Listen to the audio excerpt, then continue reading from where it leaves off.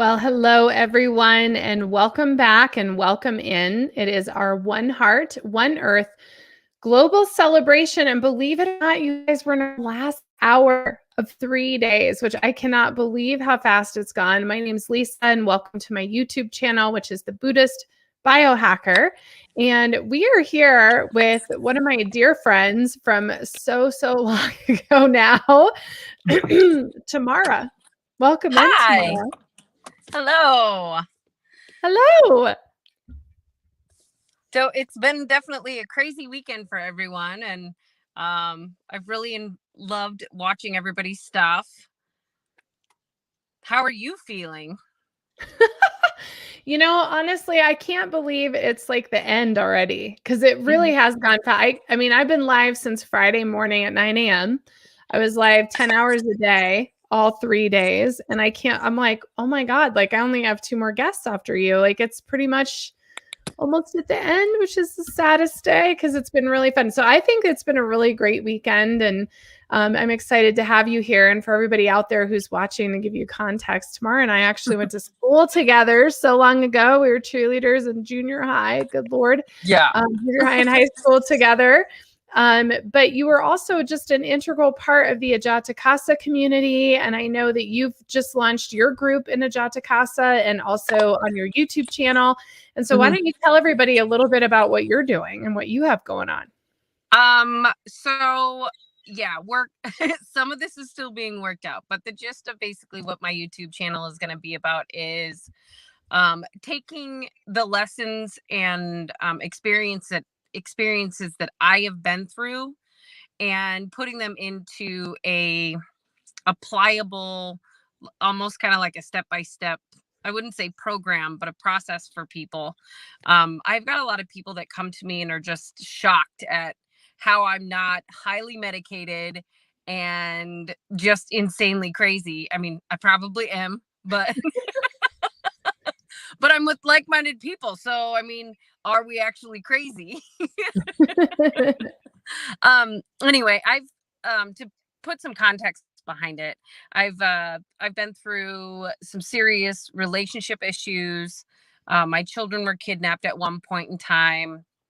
I'm a two-time sex, what is that called? I've been raped twice, I guess is probably the easy way of putting it. Uh I've been abused. I mean, you name it, it's probably happened to me, and I've managed to be able to come out of it with a different outlook, more of a survivor standpoint than a victim standpoint. And so that's really kind of what I want to bring to Ajatakasa and my YouTube page, and then I've got a page in on the app as well. And it really just becoming independent, true to yourself. And right now it's really mainly focused on women. It might transition a little bit over to men once I understand where that's going, but it's mainly focused for women right now. So. And it's brave and it's good and it's supportive for everybody who's gone through some of those things. And the other thing that you are is a musician. You want to talk a little bit about your music journey? So I also have a music YouTube page. But my music journey, I was an opera singer when I was in high school, and I started college and doing opera. I got pregnant, put everything aside to raise my 2 children who are going to be turning 19 and 21 in less than a month. And a couple years ago, I went through a divorce. I packed up my entire life, didn't think twice about it. Lisa and she did a reading for me, and before we hadn't talked for months, or actually a couple years. It's been a while. And so I hadn't posted that I was moving, and she had no idea what was going on. But you were like, before I even like tap you into my cards, like, your husband's not going with you. And that was part of one of the questions I wanted to have answered. But I packed my life up, moved to Nashville, and really just figured out how to live alone for the first time in 40 years. And Yeah. So then I was in Nashville a little bit, did some performing, and really, really liked it and hated it all in the same, because it's just, we're weird. We're weird and we're different.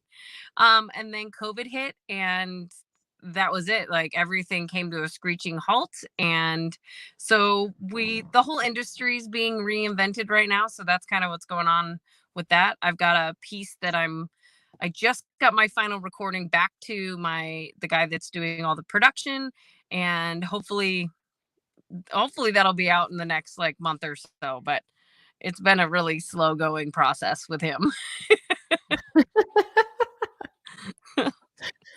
But yeah, so I sing country. Americana now is more of the genre, if you want to place a genre on it. But yeah, because of my background, I can pretty much sing anything.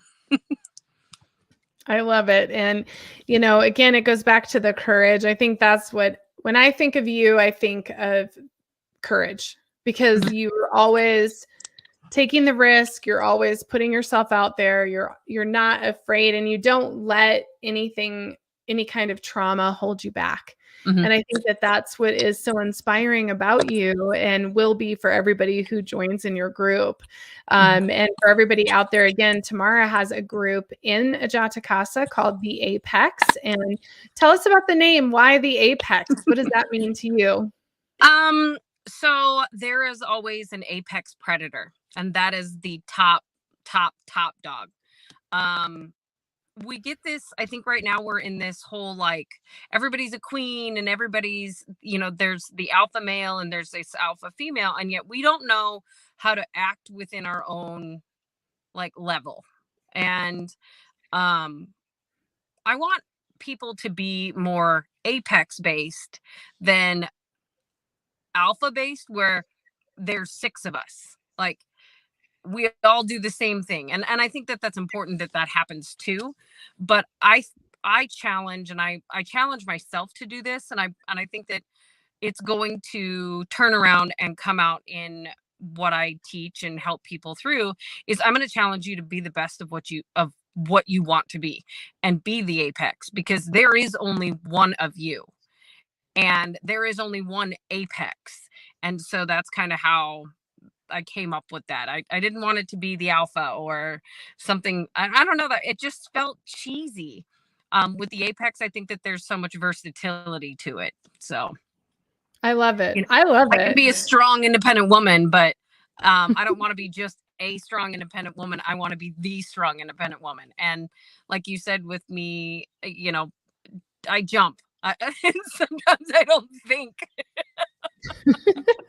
Like, so in this conversation, we figured out that I left. Oh, I didn't say where I left. I left Colorado, moved to Nashville, which, to take the conversation way back, when I graduated high school, I left Iowa, which is where Lisa and I went to school at. We all left Iowa, Tamara.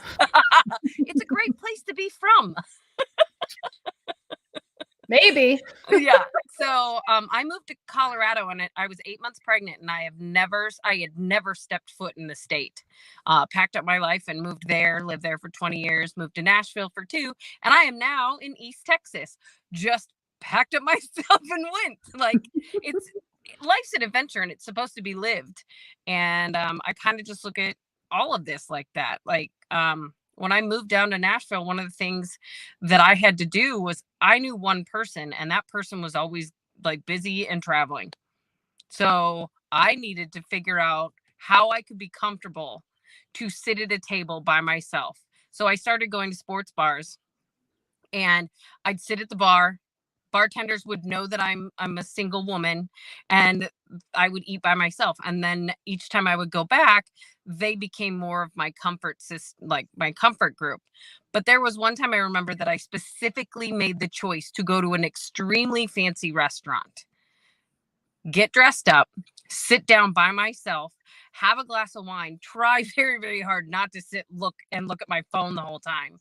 But because it's part of that growth, when you end up having the ability to sit down as a woman in a public place alone and be content and not like anxious and struggle with like have this whole like this doesn't feel right. Yes, people are going to look at you. There was an entire table of business people that were next to me, and the men were actually the worst in staring.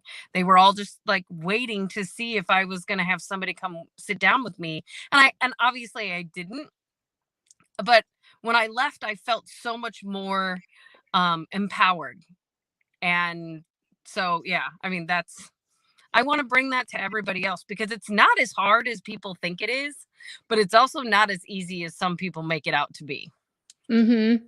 Well, you know my Sex in the City binging, and for everybody out there, I have like a serious Well, here's what it is I love fashion. So that show is like a container of the fashion apex of that time.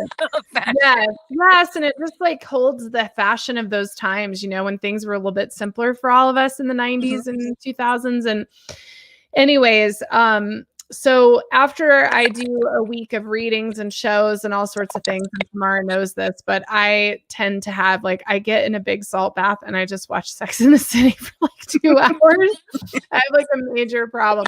But what you're saying reminds me of the episode where they talked about this, you know, talking about going out without any armor, you know, and at the end, Carrie's sitting sunglasses, you know, with a glass of wine and no books and all those things. And it really is like, for me too, I mean, that was the last couple of years of being single. Like I just did stuff by myself. I went to the movies by myself. I went to dinner by myself, and I just did not care. And you're right. It's not easy, but it's also extremely empowering and like makes you feel like, you know, you don't really need anyone else. You know, it's kind of an amazing feeling. And it's usually when you meet your soulmate, usually meet your life partner, like right when you're in a space where you don't need anybody to be there anymore. That's usually when somebody shows up, which I know you have already too. So. Yeah.